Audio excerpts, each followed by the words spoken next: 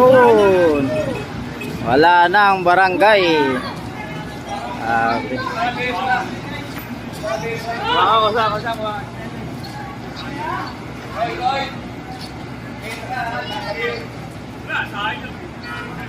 Kinukuha na yung mga litra.